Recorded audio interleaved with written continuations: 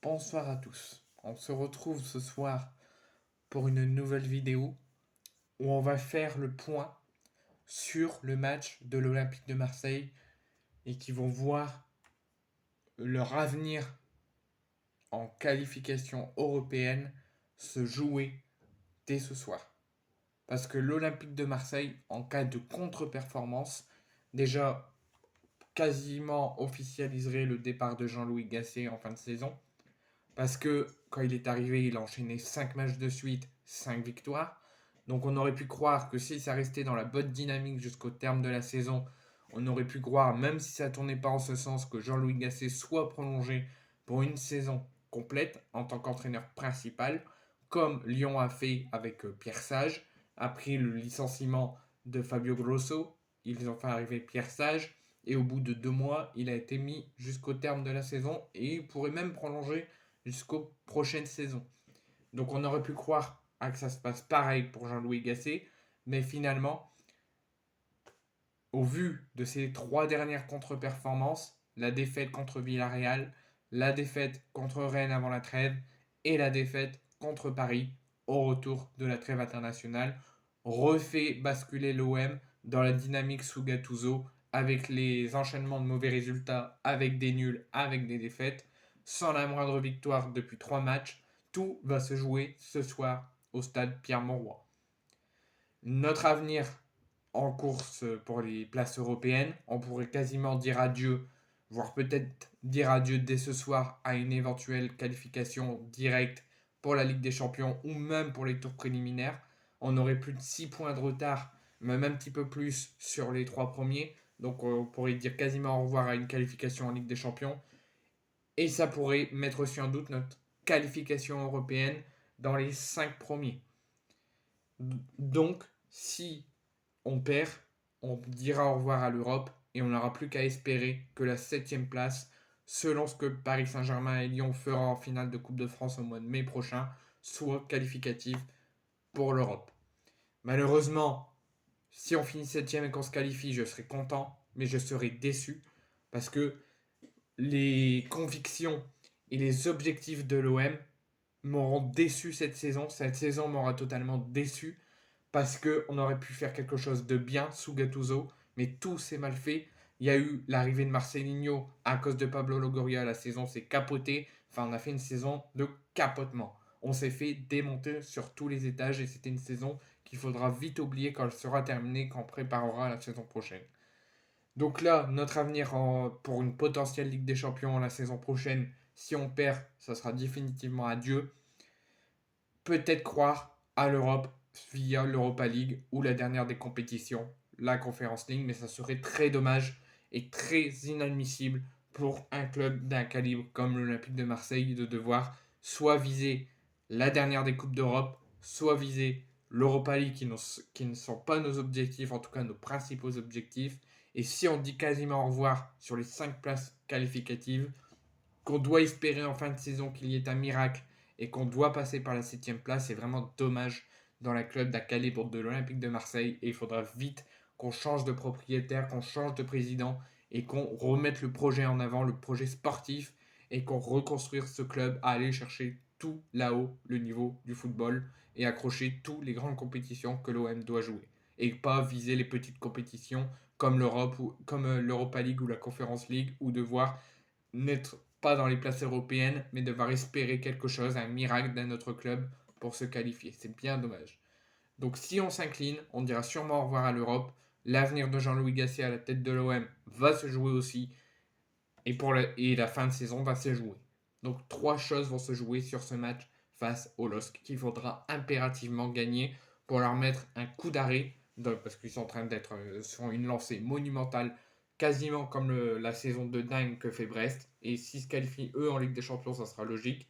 Lille, eux, c'est un club européen d'un beaucoup bon calibre. Donc si eux vont chercher l'Europe, ça sera totalement mérité.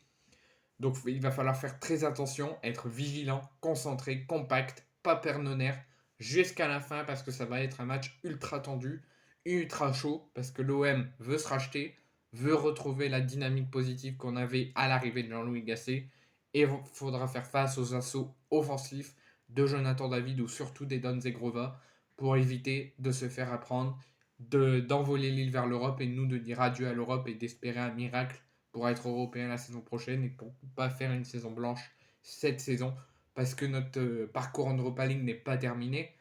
À la suite, on affrontera en double confrontation Benfica à Lisbonne, au Vélodrome, pardon, sur le premier match, et à Benfica le 18, ou l'inverse, je sais plus. Mais après ce match, on ne jouera pas de Ligue 1 avant 2 semaines, parce qu'on aura les doubles confrontations, et je remercie pour la première fois depuis très longtemps qu'ils ont enfin fait une décision sage pour l'OM de reporter le match qu'il y avait en plein milieu de la semaine entre le match aller et le match retour de Benfica contre Nice au Vélodrome. Ils ont décidé de le reporter après les doubles confrontations contre Benfica, donc le 24 avril, à la fin du mois d'avril. Donc on aura une semaine pleine de repos et de travail. Donc il faut se préparer. Il faut éviter une fin de saison catastrophique. Donc la victoire est obligatoire et rien d'autre. Même le match nul, je ne l'accepte pas. Ce sera un point de gagné mais 2 points de perdu. Et ça dira aussi peut-être au revoir aux courses européennes. Donc notre avenir en fin de saison, voir comment on peut voir la fin de saison, ça va se jouer. La tête de Jean-Louis Gasset et notre avenir en qualif européenne. Et aussi voir qu'est-ce que ça va donner par la suite. Donc ça, c'est tous les enjeux et tout la suite de l'avenir compliqué de l'OM qui va se jouer ce soir à Lille. Maintenant, on va parler des compositions probables. Les compositions officielles devraient sortir vers 20h, entre 20h et 20h10 ce soir, mais je veux quand même qu'on parle des compositions probables que pourrait mettre, ainsi que les absents du côté de l'OM et les compositions que Paolo Fonseca, peut-être le futur coach de l'OM et peut-être l'ex-coach de Lille, et Jean-Louis Gasset ce soir. Donc c'est le coup d'envoi de la 28e journée de Ligue 1, ça passe très vite, avec un énorme choc dans la course européenne qui attendent les Lillois et les Marseillais.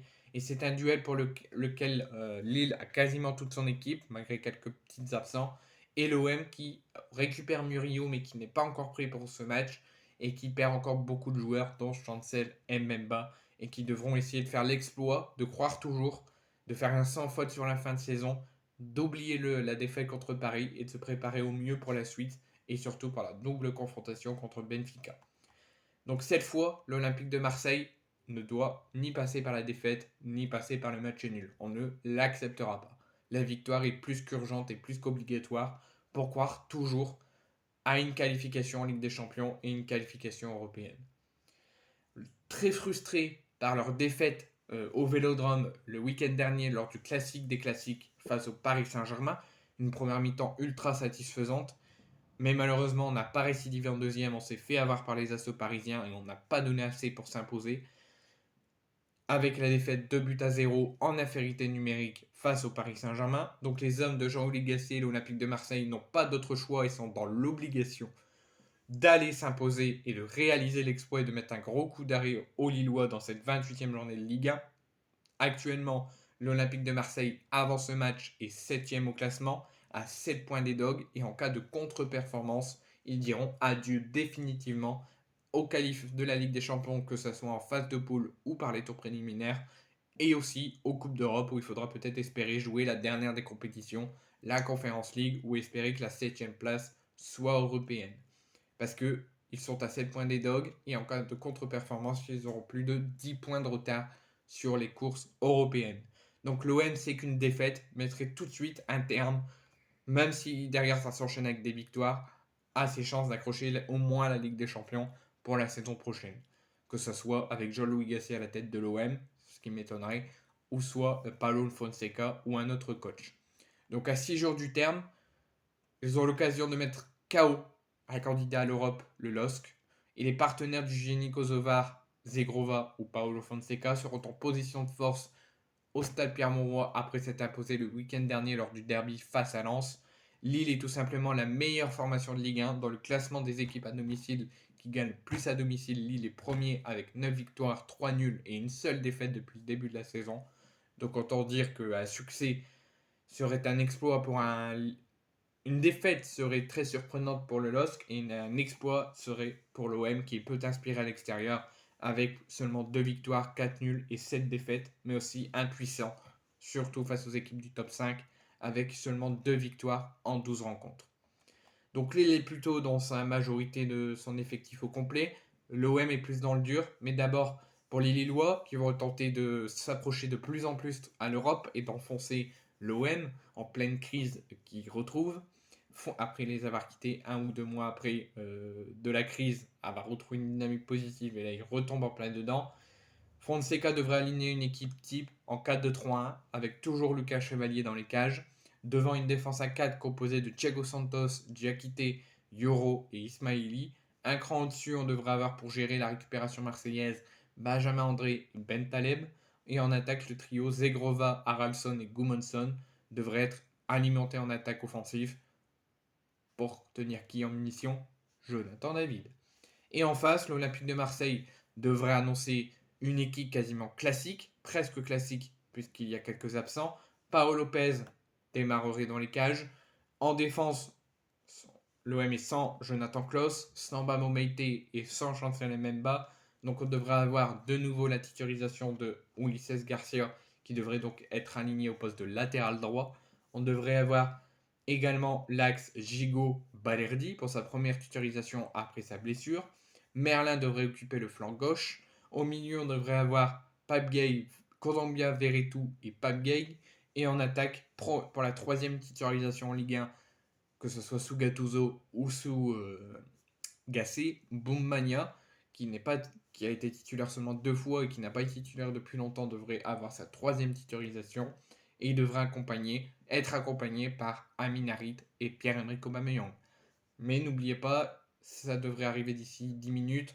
Ce n'est que les compositions probables et sur toutes les informations qu'il faut savoir sur ce match qui va être très très très chaud.